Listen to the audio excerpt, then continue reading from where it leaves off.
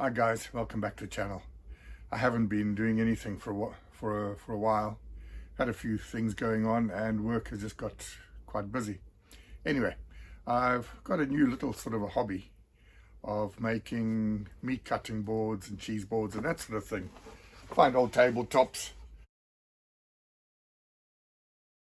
Got a little making up some boards. This is from another table that we got the other day. Anyway, what I want to do today is just, I've got to remove some broken screws inside some thick timber which I've cut from a tabletop. It's a nice, very solid oak tabletop, about 40 millimeters thick and just under a meter wide. So I've cut the table into strips about between 300 and 350. And I've now got to remove broken screws that were holding the framework on it. It's quite an old table. I picked it up on a free site, and I've now got to get them all split down the center to make them into two boards each, and then I can get a whole lot of stuff made from them. There's a lot of work I've got to do on them first before I can do that. Down to today's job then. This is the tabletops I was talking about. So they are really nice and thick. So I need to split them down the center. So I'll get two boards out of each one. And then I can go make a whole lot from there. They've all been stained with a very, very dark stain, which is sacrilege for such a lovely table made out of oak. I'm going to get them split down the middle by a local company, get them planed. I will then carry on and shape them and everything to what I want to do. So I'll get a lot of boards out of this. Here's a board that I've made recently for myself. Not quite finished yet. I've still got to do a bit of oiling on it. It's what's called Rhodesian mukwa. Another name for it is African teak, and then you also have the South African name called kiat. The specific name is Pterocarpus angolensis. It's a lovely big tree that we used to have back in Rhodesia, Zimbabwe days, and yeah, it's a lot of furniture was made for it. So there's my little logo which I'm putting on. I don't have any big machinery tools. I've just got a few hand tools.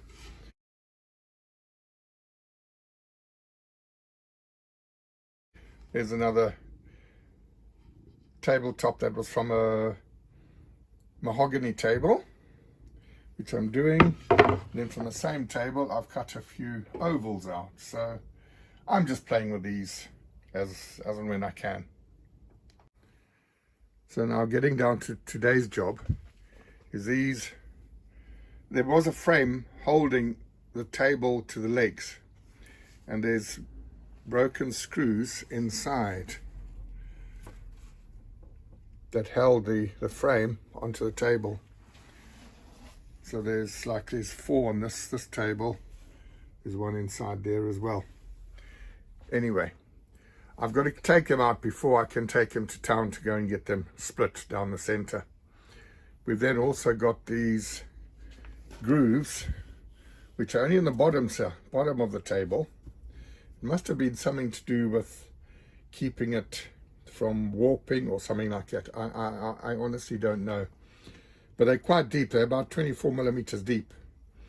So I've got to get some thin little strips of oak planed to the right thickness to go in these. So I will cut them the right length, shape them because they sort of curved on each end where the saw blade has gone in and out.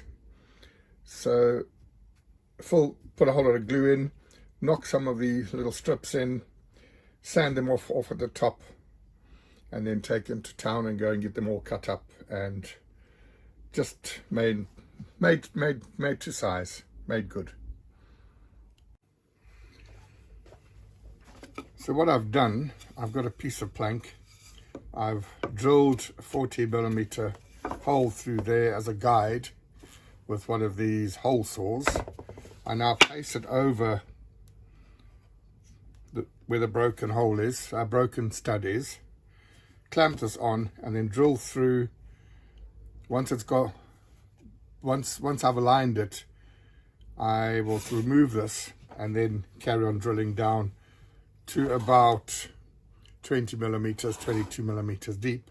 Then I will break it off. I've done a few and it seems to be working okay. So we'll carry on now and do that. Why I have to use the guide is because if I try and drill straight on there, it's going to jump around like mad.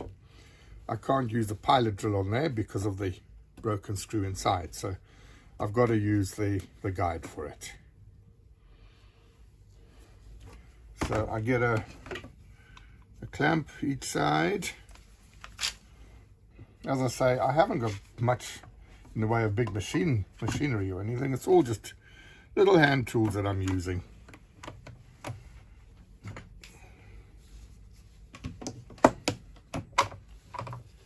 Right, so we've clamped it in place.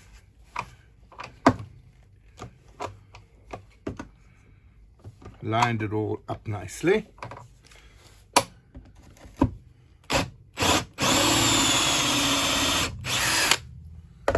So we've got our guide hole done.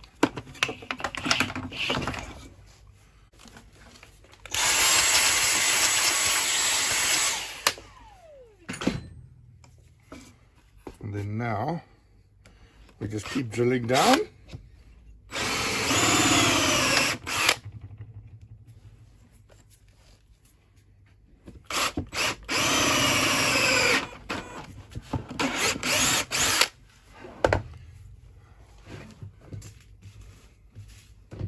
We've drilled down a bit like that.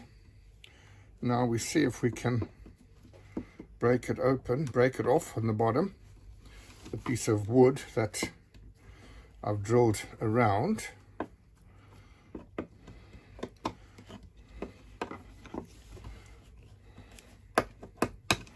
No, not quite. Once I can break all these out and clean all the holes, I will get some dowel, put some glue in, knock the doweling in, and it's just going to be part of the structure of the wood with a bit of a doweling in.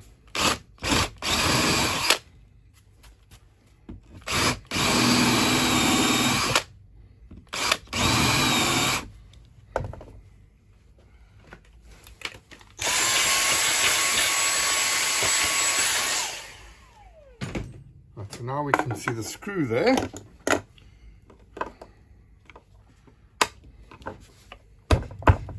And we've knocked the screw over, so I think we've sort of loosened it quite a bit there.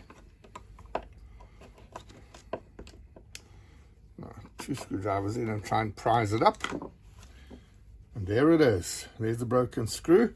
That hole now is perfect, and we're not going to break the saw blade when we get into town to the place that's going to be doing the splitting for me.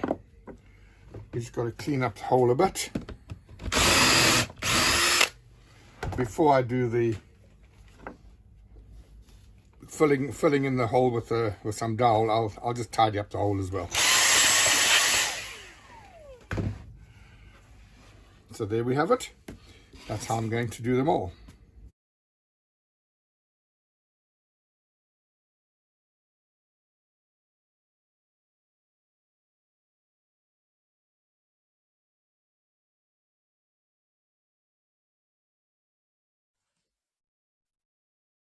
Okay, so I've drilled them all out now. Now it's time to put the dowel in. Found a nice little dowel. Not quite the right size, so I've just ground it down a little bit on my sander.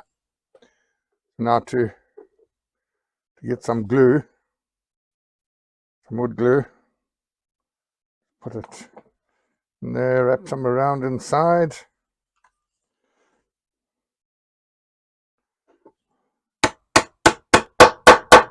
Hammer it till it's all the way in, nice and tight. And then chop him off.